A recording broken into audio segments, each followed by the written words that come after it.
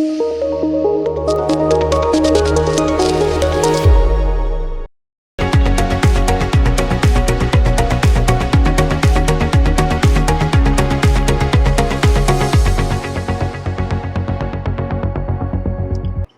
seja bem-vindo a mais uma edição do RB Views. E hoje a pauta promete sobre falar da PEC da blindagem e a PL da anistia. O Mais Análise está no ar. E é claro que depois de algum tempinho do Mais Análise não estar no ar, eu não estaria sozinho. É claro que eu estou com eles, Ana Luísa e João Lucas Duarte. Sejam muito bem-vindos. Primeiro deixar a Ana começar, né, Ana? Boa noite, prazer estar aqui com vocês. Boa noite, João. Boa noite, Luan. É um tema bom para falar, né? Um tema que está muito em alta nessas últimas 2 semanas, mais ou menos. E tem muita coisa para falar. O que a gente já pode adiantar é que o povo tem o poder. E ele mostrou isso nesses últimos dias. Boa noite, João Luan. Boa noite a Lucas. você, assinante da RPI. Mais uma vez um prazer estar aqui, poder conversar um pouco sobre o que tem acontecido nessas últimas semanas no país, né, movimentado a política e a sociedade, como a gente vai discutir daqui a pouco. Bom, eu separei 2 temas, né, que eu falei bem no início daqui do programa, e vamos começar com a PEC da blindagem. E aí, a PEC da blindagem foi proposta até então para proteger parlamentares de processos criminais, que foi aprovado na Câmara dos Deputados na quarta-feira, do dia 17 de setembro. A proposta ganhou fôlego após o Supremo Tribunal Federal, o STF, julgar políticos por ataques à democracia. Segundo o presidente da Câmara, Hugo Mota, a PEC não era apenas a pauta da direita, mas também do centrão e da ala conservadora. Políticos da ala conservadora afirmaram que a PEC representava uma libertação e que não existia mais censura. Enquanto isso, os contrários, alegavam que ela favorecia políticos corruptos. Na Câmara dos Deputados, o texto foi aprovado por 353 votos a favor e 134 contra, no primeiro turno. Já no segundo, 344 votos a favor e 133 contras. Lembrando que essa PEC da blindagem, ela caiu e a gente vai discutir aqui mais sobre ela, né? E quem vai querer começar a falar sobre essa proposta maravilhosa dos nossos políticos? Deixar o João começar. Tô sem áudio. João, a gente está sem som. Perdão, acontece, Agora coisas de gravação. Eu vou começar até porque o presidente da Câmara, o deputado Hugo Mota, é meu conterrâneo, né, daqui da Paraíba. Então, Luan, muitas coisas a pontuar em relação a essa PEC. Eu vou tentar ser mais sucinto aqui no que eu tenho a dizer, né? Você já fez um belo levantamento aí sobre essa PEC, mas faltou falar uma coisa interessante, que é por isso que eu vou começar, então. Que é o seguinte, essa proposta apresentada e votada e aprovada na Câmara, ela também reforçou dispositivos que já existiam na Constituição, como, por exemplo, a ampliação do foro especial para incluir presidentes de partidos, ou seja, mesmo aquela pessoa que não está ocupando o cargo dentro da Câmara ou do Senado, ela teria a possibilidade de ter esse foro especial. Então, foi um dos pontos muito debatidos, porque a inclusão dos presidentes de partido é mais uma forma de fazer com que as pessoas ligadas à política, mesmo aquelas que não ocupam cargos eletivos, elas estejam, vamos dizer assim, safadas de investigações, tendo um foro especial numa certa casta da sociedade, né? E, além disso, também a inclusão de que deputados e senadores só poderiam ser presos em flagrantes por crimes listados na Constituição, né? Mas, além disso, que eles só poderiam ser investigados com a aprovação da Câmara. Então, se um senador tivesse um indiciamento pelo Ministério Público, ele não poderia ser investigado sem que a Câmara aprovasse essa investigação. Então, traduzindo isso para quem está nos assistindo, o deputado ele teria a prerrogativa de cometer crimes, mas sua investigação só seria feita, né, esse processo criminal só seria iniciado a partir do momento que os seus pares, aqueles seus companheiros de Câmara, aprovassem essa investigação. Então imagina aí, Luan, eu, você, a Ana aqui, nós 3 colegas na RPI, mas vamos supor que fôssemos deputados e algum de nós cometesse algum crime. Pelo nosso companheirismo aqui de RPI de alguns anos, dificilmente nós iríamos aprovar uma investigação. Então, e ainda mais conhecendo como a Câmara funciona, como certos políticos votam e quais são seus objetivos ali dentro. Isso a gente tem muito claro, principalmente após todo esse processo da chamada PEC da bandidagem. Esse é o nome que pegou popularmente para essa proposta. E aí, João, eu vou deixar uma coisa bem clara, a nossa camaradagem, né? Conheço o João Lucas há muito tempo, a Ana Luísa também. Vocês me protegem nessa e depois eu protejo vocês e ninguém vai ser preso, viu? Exatamente, todo mundo se ajuda. Todo mundo se ajuda. Ana E Luísa. é importante a gente falar isso, porque muitos dos votos que tiveram, né, a favor também foi exposto depois que os deputados só votaram porque eles sabem que se um deles for investigado, acaba chegando no outro. Então é meio que eles não querem que eles façam essa ligação entre os deputados, que essa camaradagem deles, obviamente, seja exposta. É interessante a gente falar isso, porque como o João Lucas falou, a gente está falando não é de, eles não podem ser processados. Não, eles não podem ser investigados, o que é muito mais grave, porque, por exemplo, hoje nós temos deputados que têm processos criminais nas costas de dirigir embriagado e atropelar uma pessoa que está com um mandato ativo. Então, assim, é óbvio que eles vão votar a favor dessa PEC. E a gente viu também que depois dessa PEC ter passado pela Câmara, a gente viu o ministro Dino, né, dar andamento em alguns processos que estavam meio que travados, porque é algo muito complicado. E, para mim, beira a loucura, porque eles já são pessoas que têm muitos privilégios como deputados, né? E isso a gente tem que deixar isso muito claro, que eles já estão em uma posição de extremo privilégio. Então, eles quererem mais privilégios, se blindarem. Você ouviu um deputado falar na hora do voto, queremos nos blindar? É óbvio que queremos. Temos que nos blindar mesmo. Isso, para mim, chega a ser loucura, porque é um cara que só está ali porque o povo votou nele. Porque o povo acreditou, de uma forma ou de outra, que ele poderia fazer alguma mudança. E aí ele chega lá e fala, não, mas eu não posso deixar que me investiguem, porque eu sou um homem, não sou corrupto, eu sou um homem da verdade, sou um homem de família. Beleza, então deixa eu te investigar. Do que você tem tanto medo? Acho que esse é o principal ponto que a gente tem que bater aqui. Por que eles têm tanto medo de serem investigados, nem de serem processados? Investigados. Porque aquilo... Chegamos no nível, gente, que eu, com a minha posição política, eu tive que concordar com o senador Cleitinho, daqui de Minas Gerais. O cara chegou na Câmara dos Senadores e falou, eu não tenho nada para esconder. Se quer me investigar, me investiga. Eu sou contra essa bandidagem.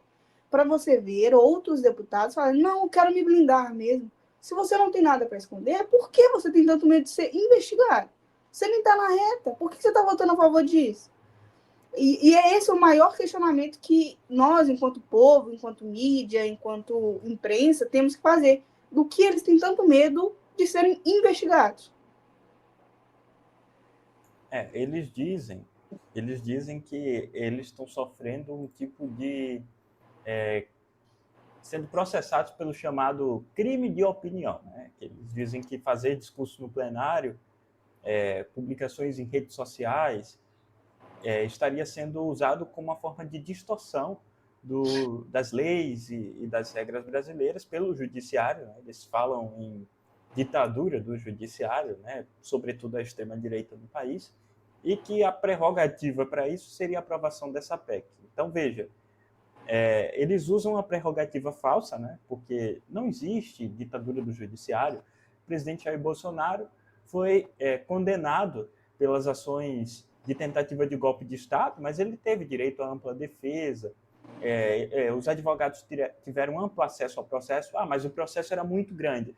De fato, era extenso, né? Tinha mais de 1 terabyte de arquivos dentro do processo, mas isso é o que vai acontecer com a justiça, já está acontecendo, né? Processos cada vez maiores, e como a ministra Carmen Lúcia bem colocou, os réus criando provas contra si mesmo durante todo o decorrer do que foi investigado. Então é claro que vão ter muitos arquivos, mas eles sempre estiveram lá acessíveis. E esse discurso a gente viu cair nessas últimas semanas, mas ele foi apenas uma chance ali, vamos dizer assim, dessa ala do Congresso, que é a Câmara dos Deputados, diga-se de passagem, foi uma ampla maioria, inclusive partidos da base governista, deputados do PT que votaram a favor da PEC, e eles usaram essa prerrogativa para dizer, não, olha, é isso aí. E digo aquilo, tiveram muitos deputados que se arrependeram imediatamente após o voto. Vou citar um exemplo, o deputado Pedro Campos, de Pernambuco, irmão do atual prefeito da cidade, João Campos, que votou a favor da PEC da bandidagem. E depois ele foi se retratar nas redes sociais com a justificativa de que votou a favor porque queria depois fazer algum tipo de negociação para rejeitar a PEC da anistia, né? Então, assim, é uma desculpa muito fraca, não convence o eleitor. E o que a gente vê é uma enxurrada de comentários nas redes sociais dele, de eleitores, de cidadãos revoltados com a posição que ele tomou, né? Então, assim, é um exemplo do que aconteceu, e eu tenho certeza que os senadores só votaram contra graças ao massivo apoio da população contrário a essa proposta, né? Porque se não fosse isso, certamente a gente teria uma votação surpresa de madrugada e acordaria com a notícia de que foi aprovado. Isso é uma coisa que eu tenho absoluta certeza. Assim como, para mim, a votação dessa PEC foi uma cortina de fumaça para que a PL da anistia passasse de alguma forma também. Porque na PL da anistia foi votada, se eu não me engano, no mesmo dia, em uma votação de emergência, né? Então, assim, é extremamente sórdido, ao meu ver, a forma como isso tudo foi programado para, tipo assim, vamos passar 2 absurdos, que aí eles vão ir contra e o outro a gente consegue passar na surdina. O meu ver, como cidadã, de fora, totalmente é esse. Na verdade, meus amigos, agora vem a minha análise.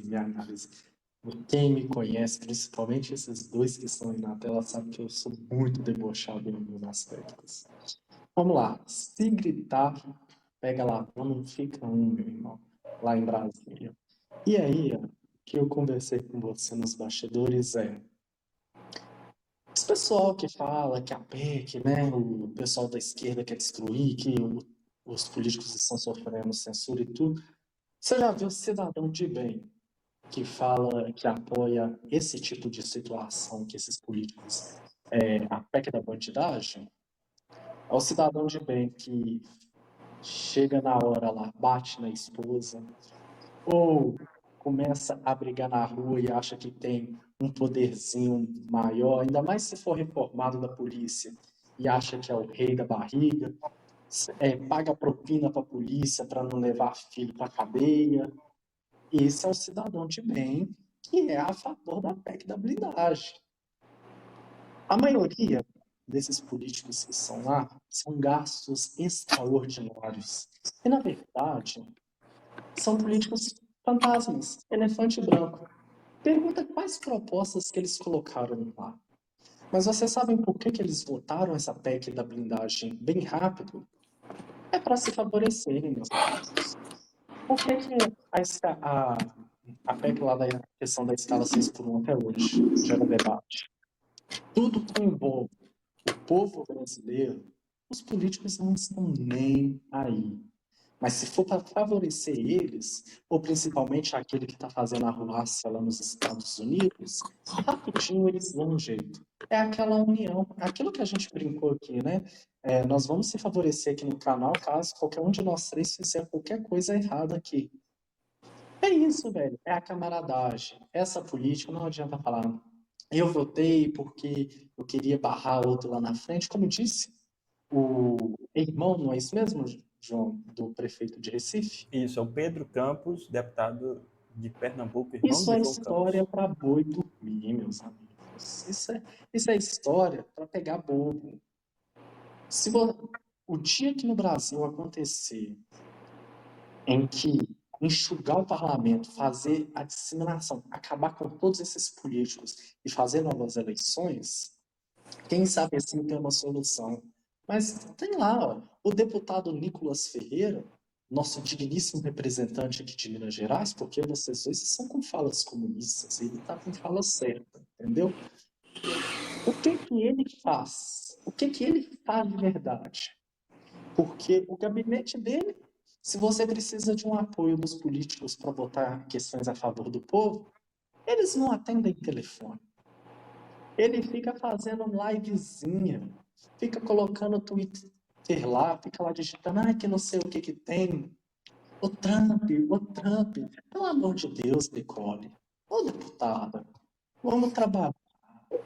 Eu sou sarcástico mesmo, pelo menos aqui na RPI não tem censura, porque os três principais comandam aqui este programa.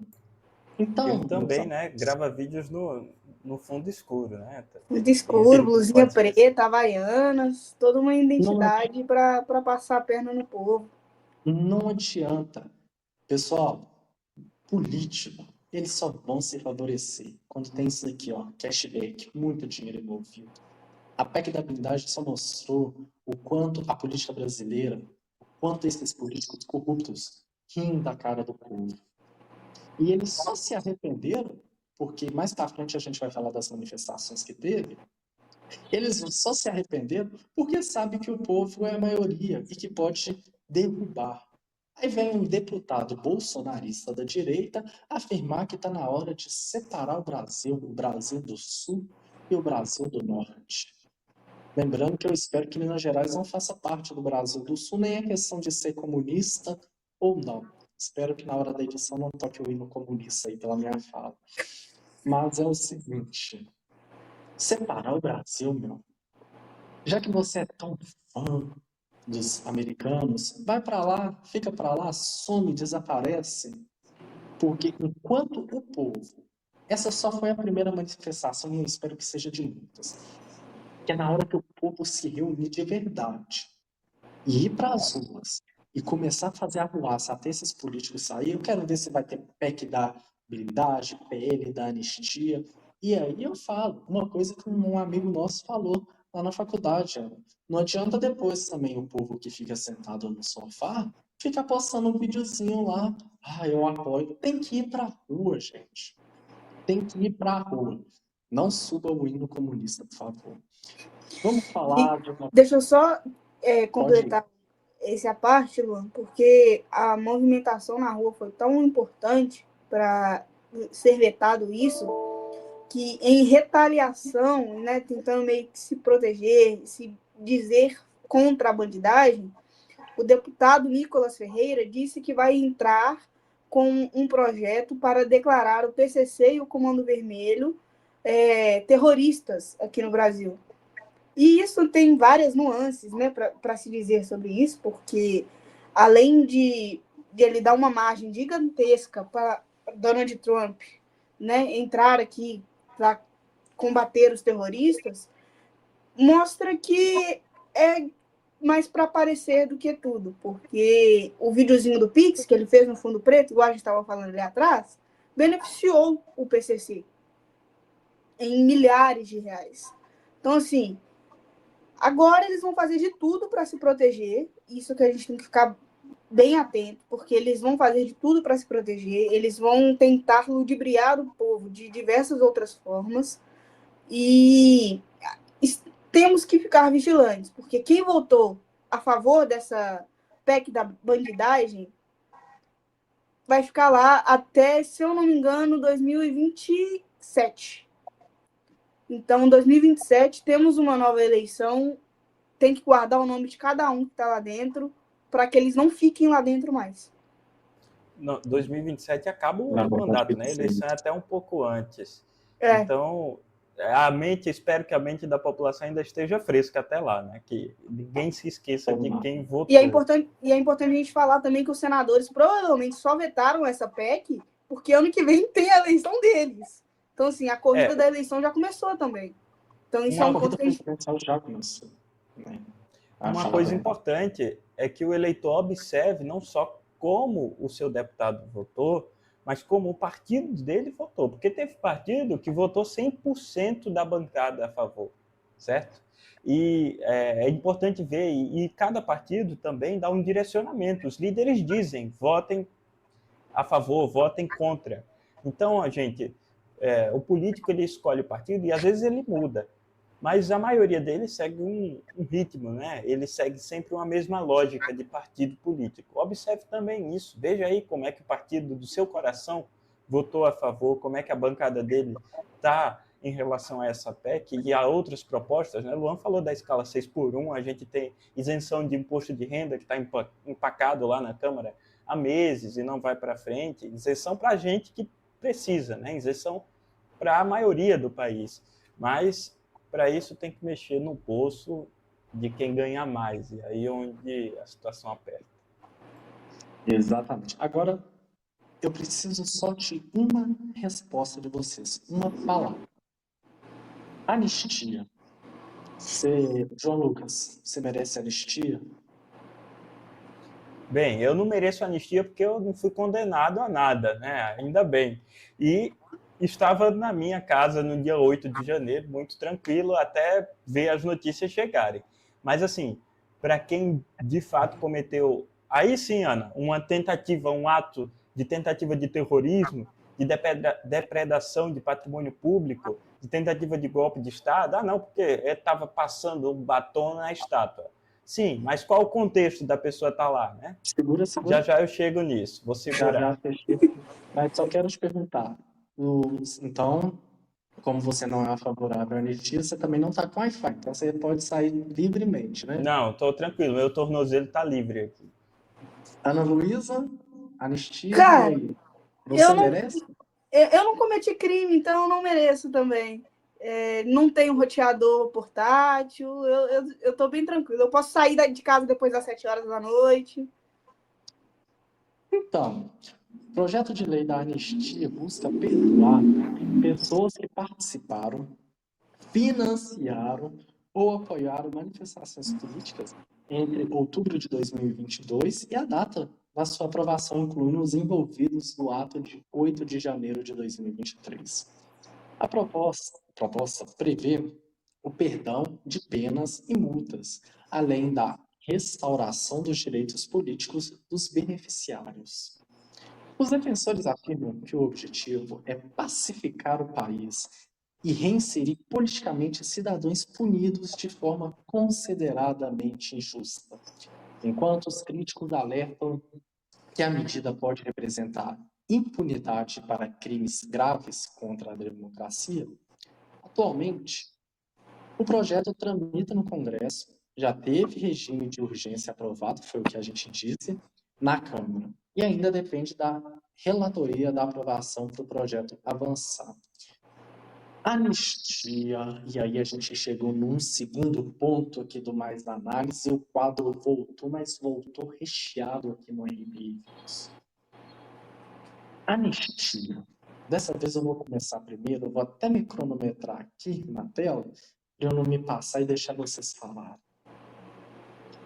8 de janeiro de 2023, um domingo. O que você aí de casa estava fazendo? Deixa aqui nos comentários.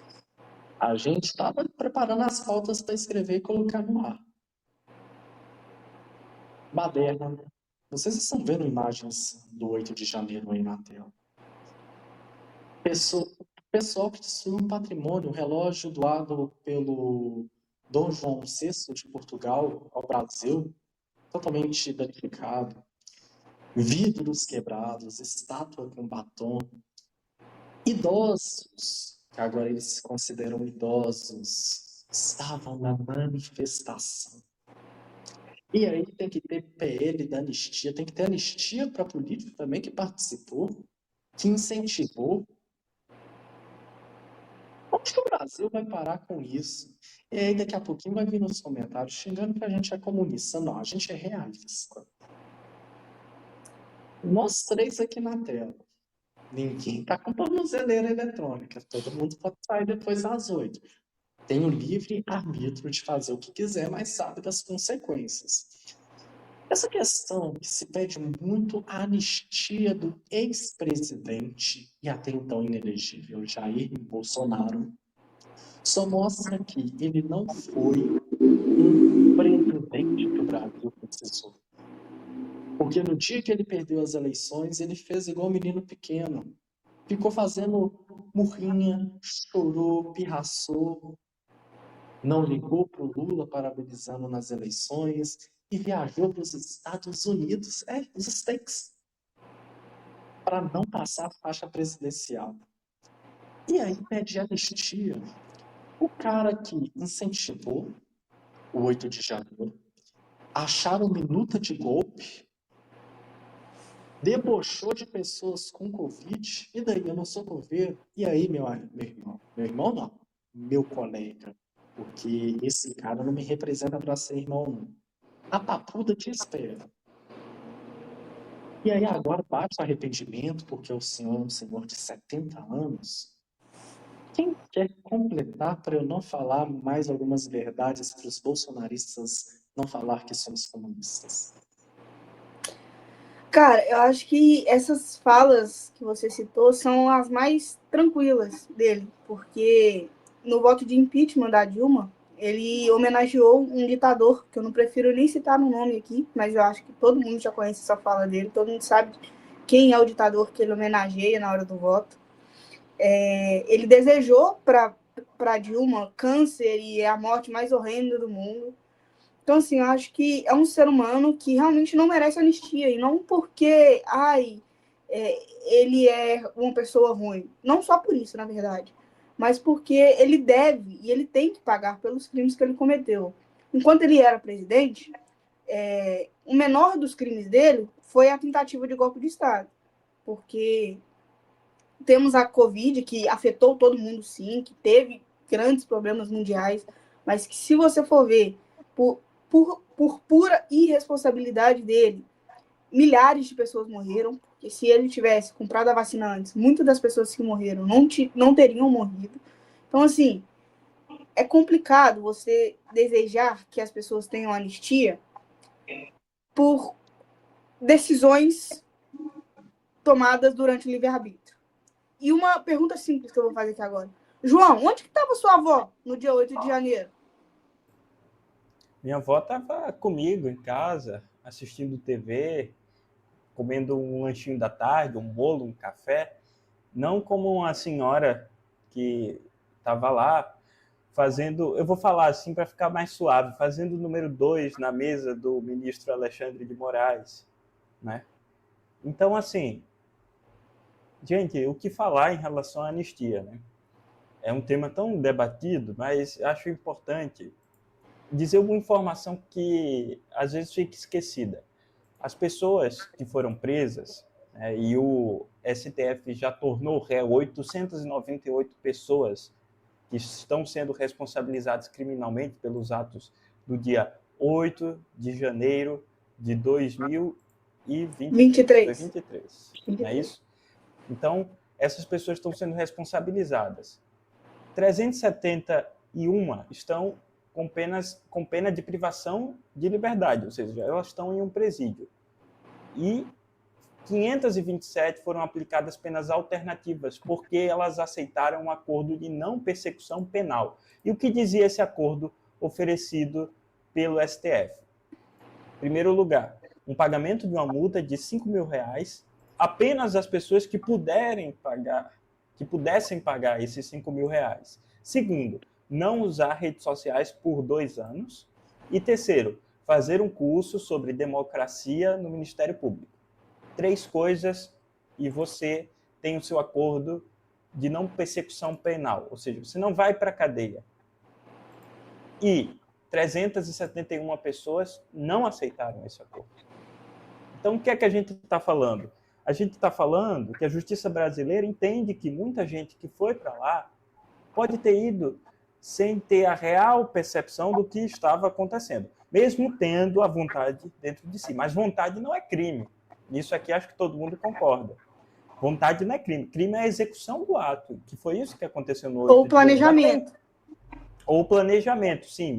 Até porque se o ato é executado, não tem como condenar ninguém, né? E veja, não é o desejo, porque para o 8 de janeiro acontecer, não foi o simples desejo de generais, do presidente Jair Bolsonaro. Houveram reuniões, houveram minutas, houveram encontros, houveram financiamentos, houveram planejamentos de assassinatos que, infelizmente, não aconteceram, mas tinham tudo para acontecer. Então, assim, uma série de fatores. O que é importante falar em relação à anistia? As pessoas que estão presas, elas estão presas, de certo modo, porque não aceitaram também o acordo oferecido. Mas qual é o histórico do Brasil com a anistia? Gigante. Veja só, a gente tem um histórico repleto de golpes no Brasil. Vou falar alguns. O Brasil ele começa a sua república com um golpe em 89. Aí, na sequência, eu vou falar só as datas aqui, porque são muitos. 1904, 1922, 24, vindo mais recentemente, a gente teve a deposição, o fim do Estado Novo em 45, em 54 a deposição de Vargas, em 55 a deposição do Carlos Luz, depois do Café Filho também, em 55. Houve uma tentativa de golpe com o Juscelino Kubitschek fracassada, depois de novo, em 59. Aí, em 61 tentaram, não conseguiram, em 64 conseguiram. E desses daí, quantos foram anistiados? Todos foram anistiados. Na ditadura militar de 64, ainda houve o Tribunal da Verdade, anos depois, que fez as investigações, tornou público quem eram as pessoas responsáveis por toda a mazela que aconteceu durante a ditadura militar no Brasil, mas quantos foram punidos, quantos foram presos? Então a gente está vivendo um momento na história onde uma tentativa de golpe de Estado fracassada está sendo punida através de uma Constituição promulgada em 88, depois de uma ditadura militar, e conhecida por ser uma Constituição cidadã. É o povo condenando um ato contra a própria democracia. E o que se falava até então era anistiar. Mas o interessante, Luan, é que depois de todo esse processo das últimas semanas na Câmara, a PEC da blindagem, votar a anistia, caiu no colo do deputado Paulinho, que é muito conhecido por ter boa articulação com todos, e o que ele fez? Uma reunião com ministros do STF, o ex-presidente Michel Temer e outros representantes, como o próprio Hugo Mota, para discutir a PEC da anistia e transformar ela em PEC da dosimetria. Então, o que era extinguir a pena, agora virou reduzir a pena. Então, veja só, a própria Câmara, depois da movimentação popular, muda a sua perspectiva em relação a isso. Claro que a extrema-direita continua, assim, querendo anistia total e restrita, mas eles veem que isso já não é mais possível. Primeiro, porque não tem condição disso acontecer, e segundo, porque a população não apoia isso. Pesquisa da Datafolha do dia 13 de setembro, certo? Ela aponta que 54% dos brasileiros são contra a anistia, enquanto outros 39% defendem a ideia. Então veja aí, a população está contrária a isso.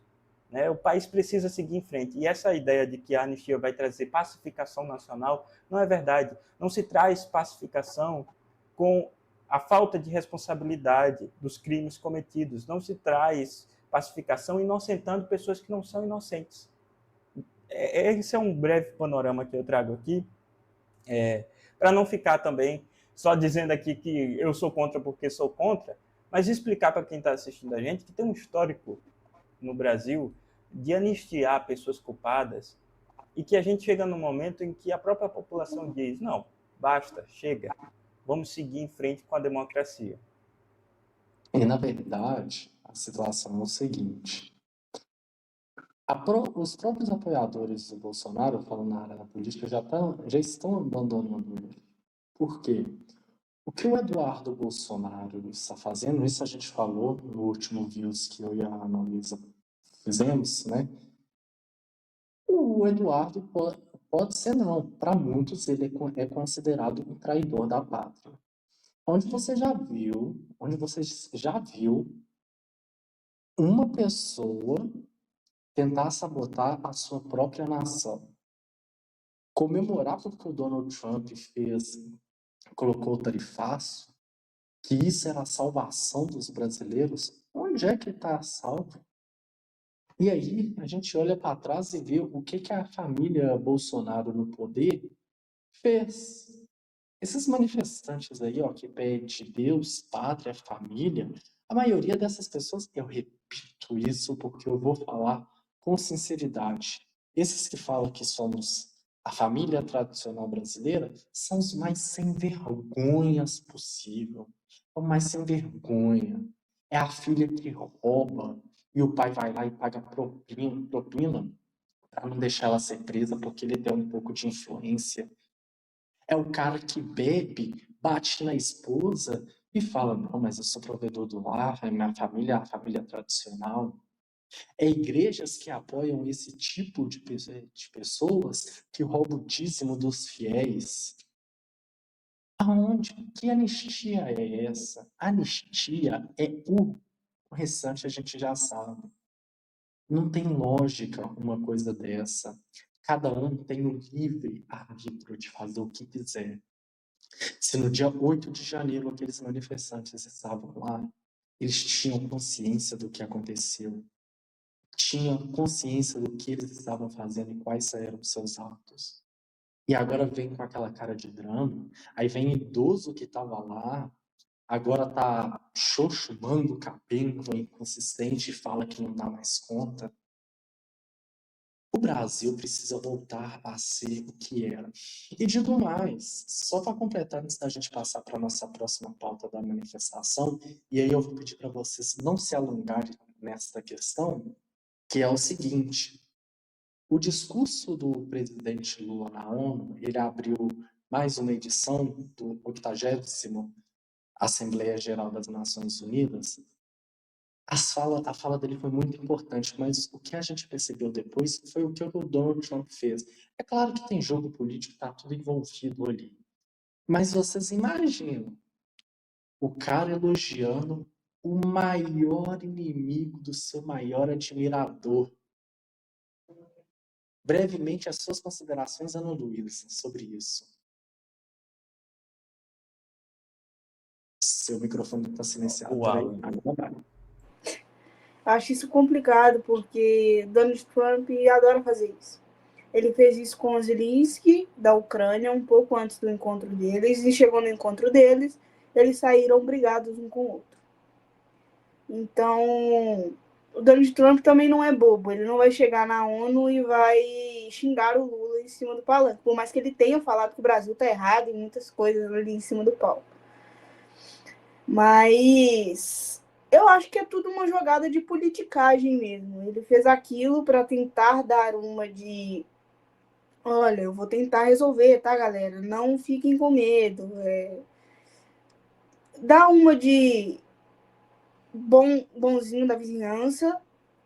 E eu acredito que isso deve sim ter ferido o ego dos bolsonaristas, porque dos bolsonaros, no caso, né? Tanto do Carlos quanto do Eduardo, que tá lá. Porque os caras, para eles, o Donald Trump é a vida deles, né? Para eles, Donald Trump é o rei do mundo e salva meu pai. Então, temos boas cenas para os próximos capítulos. João Lucas? Eu acho que o discurso do Lula e a consequente ação do Donald Trump a isso é a prova de que soberania nacional se faz de cabeça erguida e não de cabeça abaixada, né? Que a gente viu sucessivas vezes na história do nosso país com a submissão às grandes potências, às grandes economias. Primeiro a Portugal, depois a gente passa por esse processo de transição a ser submisso aos Estados Unidos. E a gente vê aqui um caso concreto de que um país soberano é um país que coloca as suas necessidades em primeiro lugar. E acho que as ações do governo Lula, desde essa essa taxação do governo Donald Trump e a aplicação de medidas protetivas contra membros dos poderes do país é uma grande demonstração de soberania, de respeito ao país. Bom, vamos falar então agora do momento mais aguardado aqui por todos nós também, é sobre as manifestações que ocorreu no último domingo, no dia 21, onde milhares de manifestantes saíram de todo o Brasil e manifestou contra a PEC da blindagem e o PL da anistia. Em São Paulo, na capital, cerca de mais de 42 mil pessoas estiveram presentes nas manifestações na Avenida Paulista. Uma diferença nas imagens é que você vê nessa manifestação do dia 21 a bandeira exclusivamente do Brasil, e não igual da última manifestação dos bolsonaristas, que tinha a bandeira dos Estados Unidos. No Rio de Janeiro, o ato marcado na capital fluminense reuniu mais de 41 mil pessoas que acompanharam shows de Chico Buarque, Gilberto Gil, Djavan e Caetano Veloso. Já em Minas Gerais, em Belo Horizonte, os manifestantes se reuniram na Praça Raul Soares, na região centro-sul da capital mineira, em marcha até a Praça 7, no centro da capital. Praça da Estação. Exatamente, na Praça da Estação. Também houve manifestação de bolsonaristas na Praça da Liberdade, mas o número não infringiu muito porque não chegou a nem 10 manifestantes direito. A manifestação contra a PEC da blindagem da PL da anistia fez muito mais sucesso do que a manifestação de 10 pessoas. Na Paraíba, em João Pessoa, os manifestantes se concentraram no busto de Tamandaré, em Tambaú, por volta das 9 horas, carregando bandeiras e faixas. Nas manifestações que vocês viram de Minas Gerais, as fotos foram feitas pela nossa colega aqui, a Ana Domingos. Já em João Pessoa, os créditos das imagens, eu quero fazer um agradecimento aqui à Beatriz Silva, que também cedeu as imagens para a gente, que foi importante para contar a história. Vamos falar, então, brevemente, porque coitado de quem vai editar o vídeo, mas a gente tem que falar aqui sobre essas manifestações. Vamos começar com Minas Gerais e a Paraíba.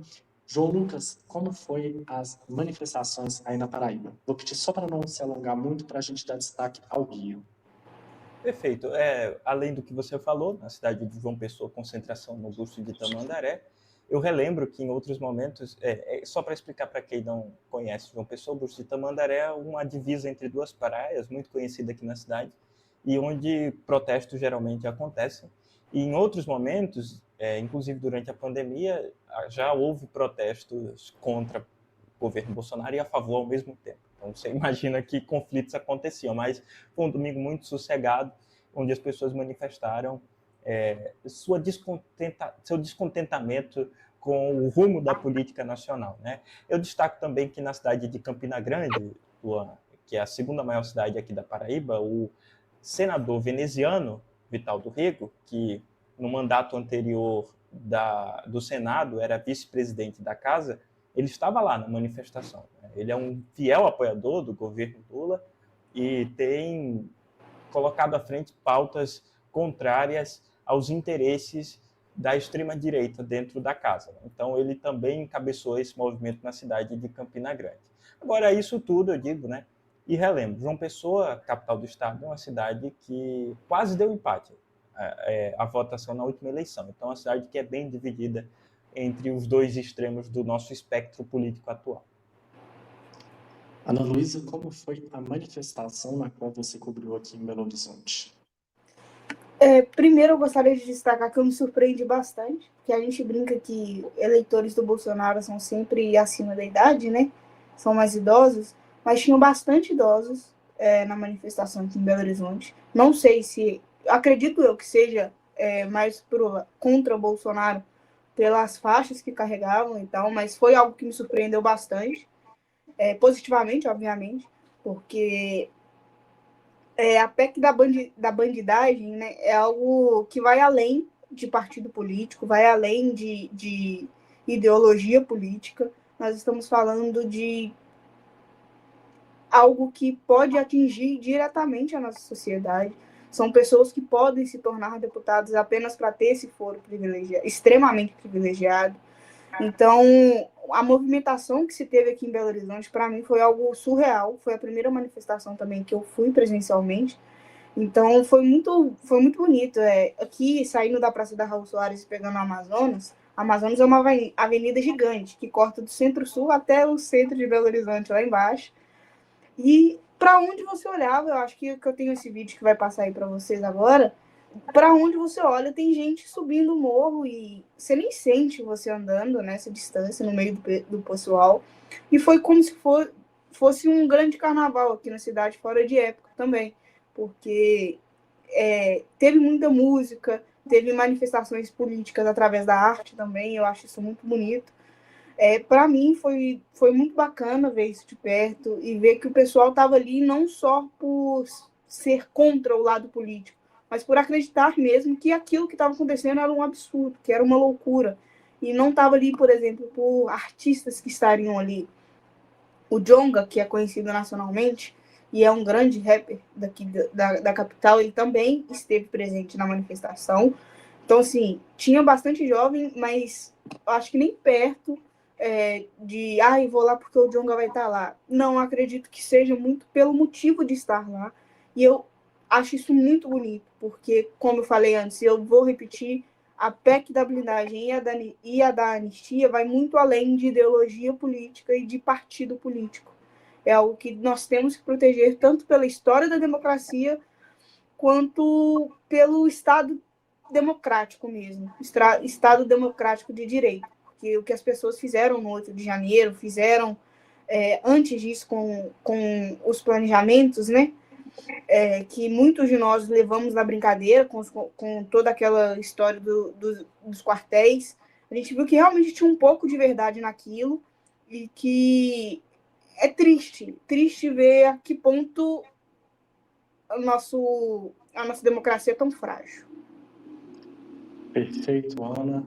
Bom, e eu queria que vocês fossem breves, tanto na cidade da Paraíba, no estado da Paraíba, quanto também no estado de Minas Gerais, porque o grande fato que eu quero trazer e que importa e gerou muita repercussão foi na cidade do Rio de Janeiro, com os shows contra a PEC da blindagem, a PEC da anistia, né, que reuniu, então, Chico Buarque, Gilberto Gil, Djavan e Caetano Veloso. João Lucas, qual que é o peso desses nomes para a manifestação? Não só no Rio, mas como em todo o Brasil.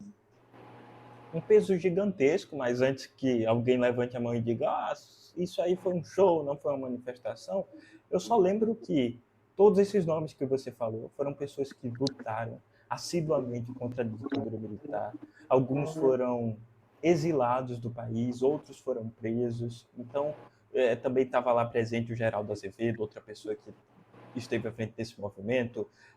Em outras cidades do país, não vou me lembrar agora qual. Em Brasília, Chico César estava lá cantando, outra pessoa que lutou bastante. São Paulo teve show, mas o Rio ele traz essa imagem bonita, né? Inclusive, se você vê, tá lá Caetano, Djavan, Gil e não estou lembrando agora quem é outra pessoa, mas eles estão muito bonitinhos, e Chico Buarque. Eles estão muito bonitinhos, todos, cada um com a cor da bandeira do país.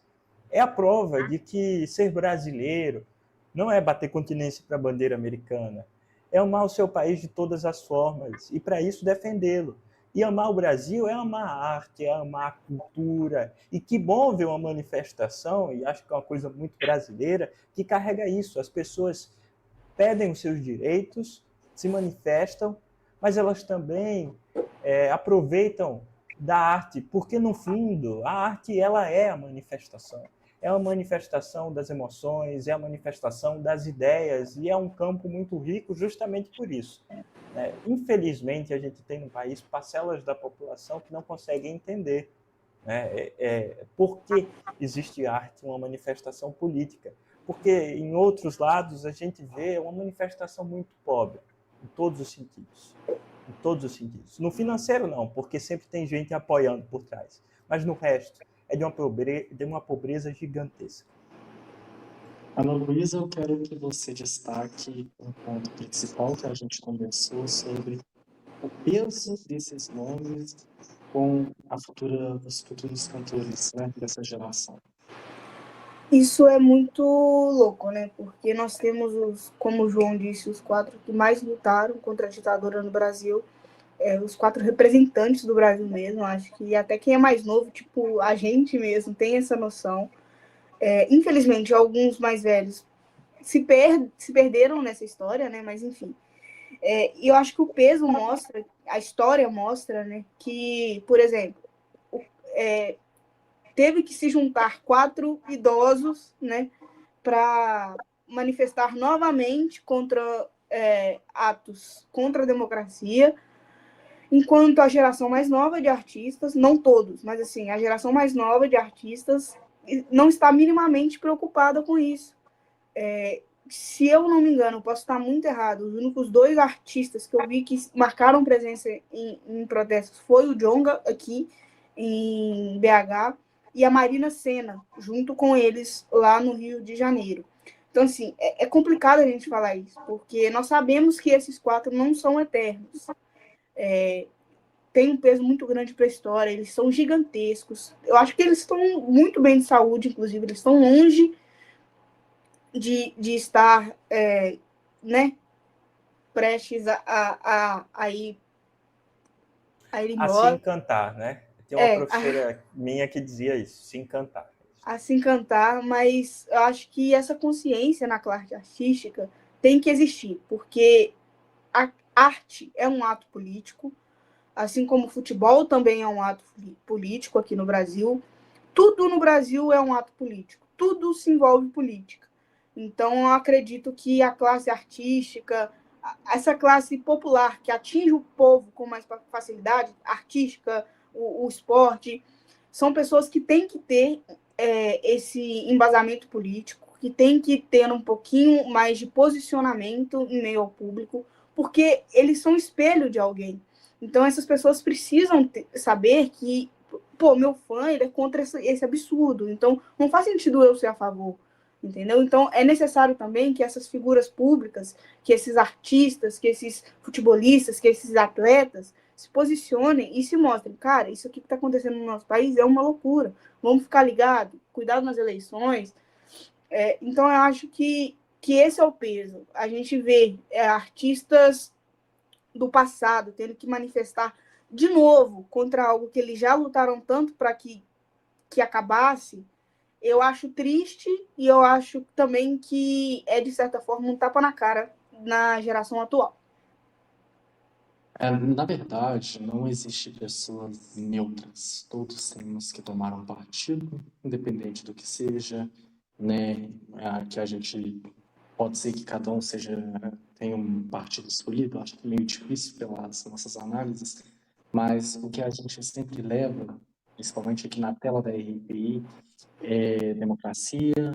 Independente do partido político, a gente está noticiando e a gente está comentando, seja que faça coisas boas ou ruins.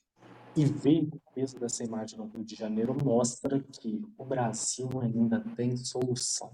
Se o povo unir, se manifestar, meus amigos, o povo é que manda nesse país.